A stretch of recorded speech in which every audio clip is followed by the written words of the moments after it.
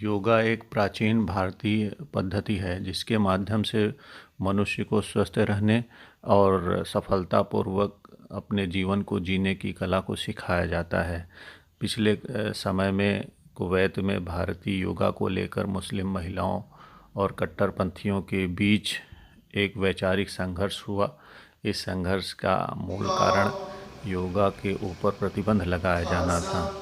Kuwait में होने वाले पहले open air festival yoga retreat को लेकर सरकार ने प्रतिबंध लगा दिया है। सरकार का कहना है कि यह भारतीय परंपरा है। कुवैत या कुवैत की महिलाओं का इससे कोई सरोकार नहीं है और इसको करने से इस्लाम के विरुद्ध एक माहौल बनता है। अतः कुवैत में इस प्रकार की किसी भी पद्धति को स्वीकार नहीं किया जा सकता है। विपक्षी सांसद हमदान अल आज़मी ने योगा को एक सांस्कृतिक उपहास के रूप में बताया और उस पर प्रतिबंध लगाने का समर्थन किया। उधर सरकार ने भी योगा को विदेशी या बाहरी बताते हुए उसे किसी भी तरीके से समाज में स्वीकार्य और मान्य किए जाने पर रोक लगाने की बात कही है। लगातार पक्ष और प्रतिपक्ष के बीच में योगा को लेकर जो संघर्ष छिड़ा हुआ है, इस दौरान कुवैत की महिलाओं ने योगा को समर्थन देते हुए सड़कों पर उतरकर तख्तियों और नारों के माध्यम से योगा पर प्रतिबंध लगाए जाने का विरोध किया है। योगा को सीखना और सिखाना जीवन की कला है। इससे जीवन को बेहतर बनाया जा सकता है, ऐसा इन महिलाओं का कहना है। दरअसल योगा सीखने वालों का एक टीचर जो फरवरी में रेगिस्तान में वेलनेस योगा रिट्रीट का विज्ञापन करके इसको सब लोगों को सिखाना चाहता था, लेकिन देश के रूढ़िवादी और कट्टरपंथी लोगों ने पद्मासन और श्वासासन जैसी योगा की मुद्राओं को इस्लाम विरुद्ध बताते हुए इस पर प्रतिबंध लगाने की बात कही, जिसके कारण विवाद निरंतर लगातार बढ़ता चला गया। इसके विरुद्ध महिलाओं ने मोर्चा खोल दिया है। वस्तुतः कुवैत निरंतर प्रगति के पथ पर पिछड़ता जा रहा है। एक और जहां सऊदी अरब ने ऐसे फंक्शंस को करने की आज़ादी दी और योगा को ओपन में करने और पद्मासन, श्वासासन, सूर्य नमस्कार आदि जो यौगिक क्रियाएं होती हैं उनका समर्थन किया है।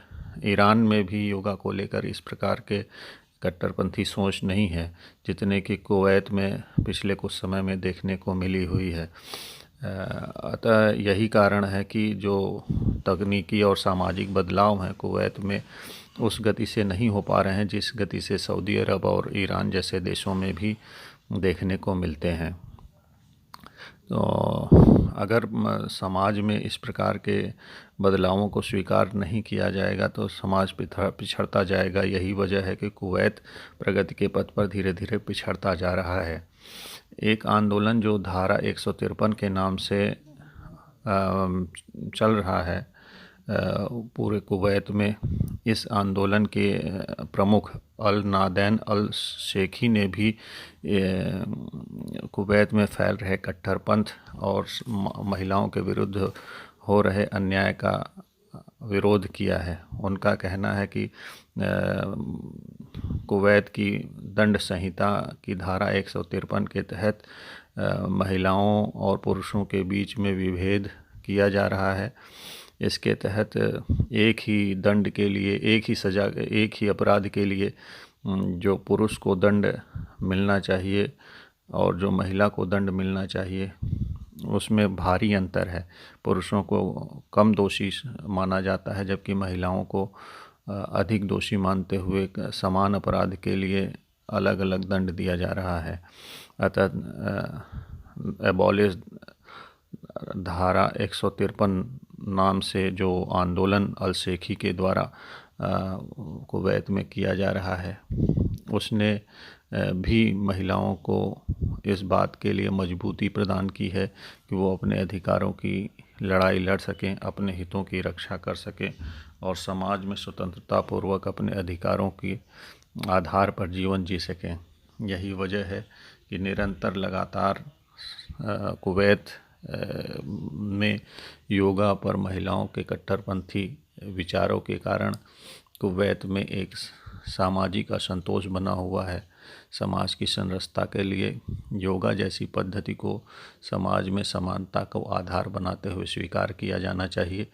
अगर योगा एक विशुद्ध रूप से शारीरिक व्यायाम की क्रिया है, इसका न तो किसी धर्म से लेना देना है, ना ही किसी संस्कृति का इसमें विरोध है, लेकिन कट्टरपंथ के द्वारा इस पर समाज के अंदर ही, विशेष रूप से कुवैत के अंदर ही इसका विरोध किया जाना उचित नहीं है।